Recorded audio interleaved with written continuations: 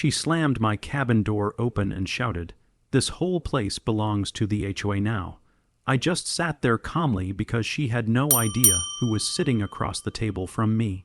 Karen's face was red with rage, waving a crumpled paper that looked like an official notice. But the ink was already smudged from her sweaty hands. "Pack your things," she hissed. "Your little vacation is over. We've decided this cabin isn't fit for you. It'll be listed for community use." I didn't move. I didn't even look up from the cup of coffee on the table. But the man sitting across from me raised his eyebrow, adjusting his glasses. Karen didn't even notice him yet, too busy barking orders like she was queen of the woods. "You think you can just sit here?" she screamed, slapping the fake notice against the wood. "The HOA says you can't stay overnight without approval, and don't bother calling anyone. The law's on my side." That's when he finally spoke. His voice was calm but heavy, the kind of tone that makes a room go quiet without needing to shout. "On your side?" he asked slowly. Karen turned, finally noticing him, her confidence wobbling for just a second. "And who are you supposed to be? Another trespasser?" I couldn't stop the smirk on my face. She had just insulted the one man in the state she should never have crossed. "You might want to be careful with your words," I said, leaning back in my chair. "Because you just tried to evict me in front of the state attorney general." Her mouth fell open. For the first time since she barged in, Karen had nothing to say, and that silence was worth every second of the fight that was about to come. Karen's silence didn't last long. Her face twisted into a forced smile, the kind people wear when they suddenly realize they're in deep trouble, but still think they can talk their way out of it. "Oh, Attorney General, is it? Well, I was only here to, check on the safety of the property. HOA rules, you know. We care about the community." She laughed nervously, but it echoed in the small cabin like a broken record. The Attorney General leaned forward, his fingers tapping the table once, twice, 3 times. He didn't look amused. "So you entered private property," he said carefully, without permission, waving a falsified document. Her fake smile froze. "Falsified? Excuse me. This is official." She thrust the paper toward him, but the edges were unevenly cut, and the HOA letterhead looked like it had been printed on a cheap home printer. Even from across the room, it was embarrassing. I crossed my arms and finally stood up. "You taped that to my door last week, too. Remember, the one that said I had to pay a fine for having a non-approved mailbox." The Attorney General took the notice from her hand, scanning it slowly. Then he chuckled, a dry, dangerous chuckle. "This seal," he said, pointing with his finger, "was discontinued in 2008. That means this isn't just fake, it's criminal." Karen's voice cracked. "You don't understand. I was told to do this. I was just following orders from the HOA board. They told me to get rid of him." The Attorney General's eyes narrowed, but I caught the flicker of something else in her tone. Orders? Someone else was pulling the strings, and in that moment, I knew this wasn't just about Karen being a power-hungry neighbor. Something much bigger and much dirtier was behind this. Karen stumbled back a step, clutching her fake notice like it was a shield. Her voice trembled now, the arrogance slipping. "I swear I didn't come up with this myself. The HOA president, he said if I didn't handle it, I'd lose my spot on the board. He told me to push him out no matter what." She jabbed a finger at me like I was the criminal. The Attorney General folded the paper carefully, his tone sharper now. "So your board directed you to trespass, impersonate authority, and harass a property owner. That's not just HOA business. That's fraud, coercion, possibly conspiracy." Karen's face turned pale. "Conspiracy? No, you don't get it. He's powerful. He has friends in the county office. He promised no one would ever question this. He said people like him," she glared at me, "don't deserve to own lake-front property." The Attorney General shot me a quick glance, then back at her. "People like him, you might want to explain that." But Karen froze. She bit her lip, realizing she'd said too much. I stepped closer, my voice low but steady. "This isn't about the cabin, is it? It's about pushing certain families out of this area, people who don't fit their perfect little picture." Her silence was all the confirmation I needed. She looked trapped, eyes darting between me and the man she had insulted minutes ago, without realizing who he was. The Attorney General leaned back in his chair, calm again, but with steel in his voice. "If your president thinks his reach extends higher than the law, He's about to learn just how wrong he is. Karen's hands started to shake. For the first time, she wasn't just angry, she was scared, and deep down, I knew this was only the surface of a much darker game. The cabin door creaked again, but this time it wasn't Karen barging in. Heavy footsteps echoed on the wooden porch before a deep voice called out, smooth and commanding, "Karen, what's taking so long?" She flinched like a child caught stealing. Her eyes darted toward the doorway just as a tall man in an expensive suit stepped inside, brushing the mountain dust off his polished shoes. His confidence filled the room instantly, like he already believed he owned it. The Attorney General didn't move, but I felt his posture stiffen. The man's gaze landed on me first, then on Karen, then finally on the Attorney General. For a split second, his smirk cracked, but he quickly recovered, straightening his tie.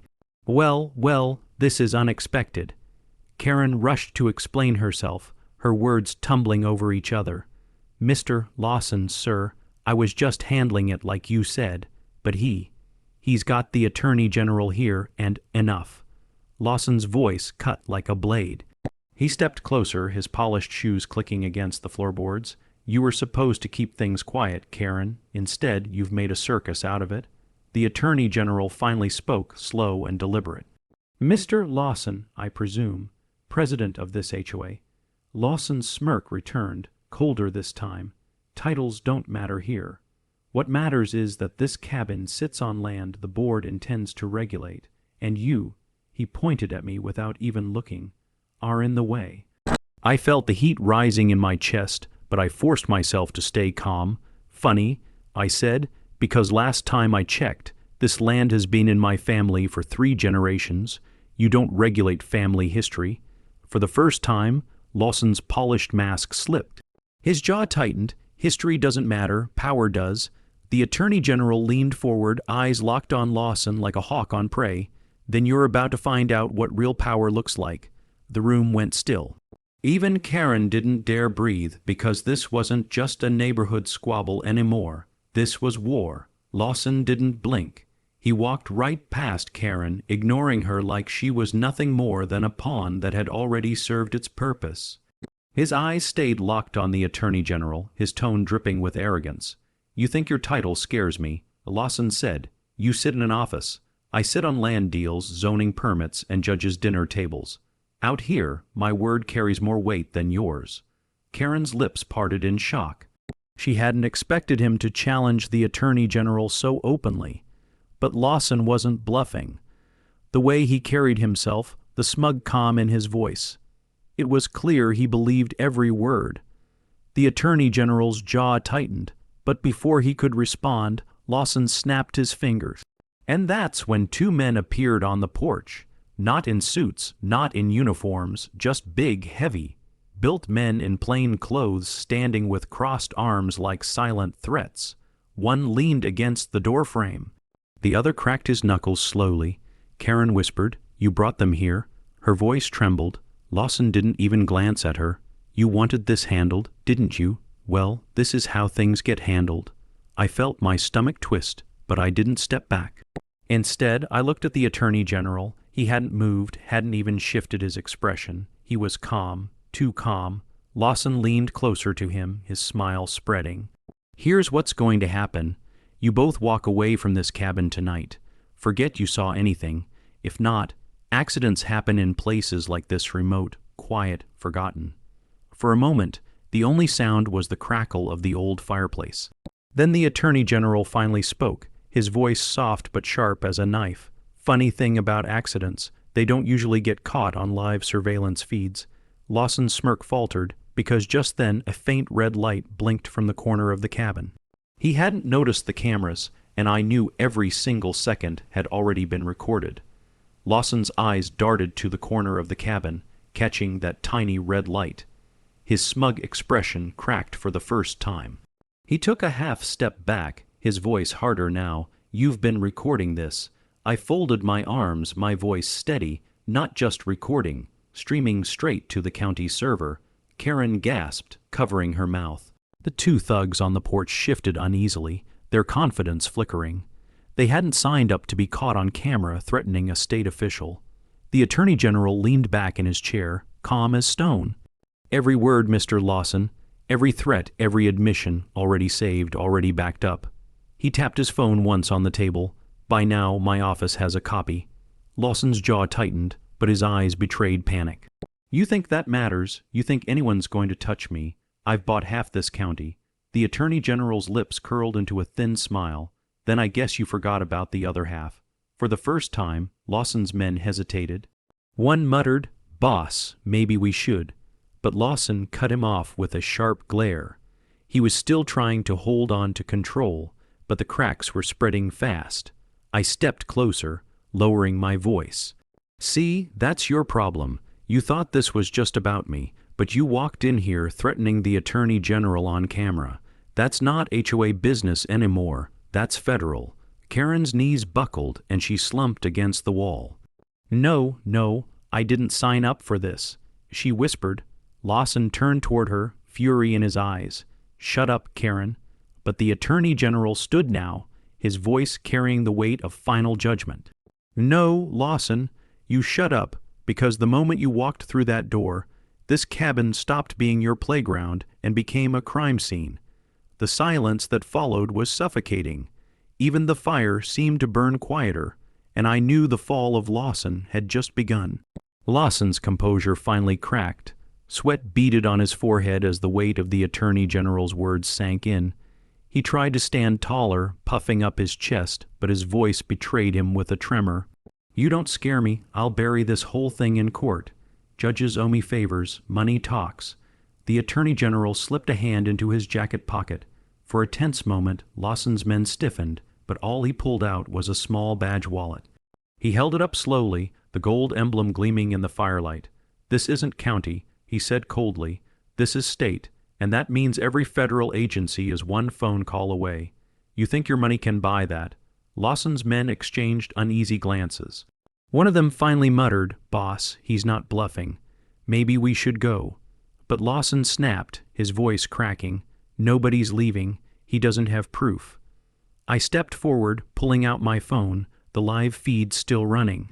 Funny you should say that, because over 1,000 people are already watching this stream. Karen's eyes widened. She sank lower against the wall, whispering frantically to herself. No, this can't be happening. The Attorney General's voice turned colder than ice. Lawson, here's what's going to happen. You're going to step outside with me calmly. Your men are going to stay put, and if you resist, well, the sheriff's deputies are already en route. They've been watching too. The thugs shifted nervously. One actually stepped back toward the porch, clearly not ready to go down for Lawson. Lawson's face twisted with rage, but the fight in his eyes was dimming. He knew he was cornered. Still, he spat the words like poison. You'll regret this. You don't know who I am. The Attorney General leaned in close, his voice a low growl. Oh, I know exactly who you are, and tonight, so does everyone else. And with that, the faint wail of sirens began to echo across the lake. The sirens grew louder, bouncing across the still water of the lake. Blue and red lights flashed through the cabin windows, and for the first time, Lawson's mask shattered completely. His face drained of color as the reality set in. His empire of intimidation was collapsing right in front of him. Karen slid down the wall, covering her face with both hands. I didn't mean for it to go this far, she whispered, rocking slightly. I just wanted to keep my place on the board. I didn't know. The Attorney General stepped toward the door as deputies stormed the porch, weapons ready but steady. He raised a hand, commanding the room without shouting. He's inside. Fraud, extortion, criminal conspiracy. Take him. Lawson tried one last desperate move, pointing at me. This is his fault. He's the one trespassing here. He provoked all of this. Arrest him instead. A deputy turned, calm but firm.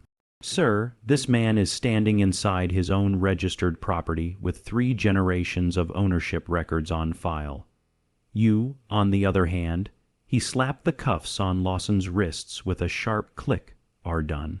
Lawson struggled, veins bulging in his neck as he shouted, I own this county. I own everyone. But his words were drowned out by the sound of the deputies dragging him out onto the porch. his expensive shoes scraping against the old wood. His men didn't even resist. They had already backed away, hands raised, muttering that they wanted no part of it. Karen looked up at me, her face streaked with tears. They'll come after me too, won't they? I met her eyes for just a second before answering. You made your choice when you walked through that door with a fake notice. Maybe now you'll finally understand this isn't your land to control. The Attorney General placed a firm hand on my shoulder. Justice is slow sometimes, he said, his voice steady, but when it arrives, it doesn't miss. As the deputies loaded Lawson into the squad car, his shouts echoing through the night, I stepped out onto the porch. The cool lake breeze hit my face, carrying a calm I hadn't felt in weeks. And in that moment, I knew this fight wasn't just about me or my cabin. It was about something deeper, the right to stand your ground, to protect what's yours, and to remind people like Lawson and Karen that no one is above the law. I didn't fight for this country. I said quietly, more to myself than anyone else, just to be told I can't live on my own land. The Attorney General gave a slow nod, and tonight, the whole state heard you loud and clear. The sirens faded into the distance, but the message lingered in the night air. Freedom, family, and justice always outlast corruption.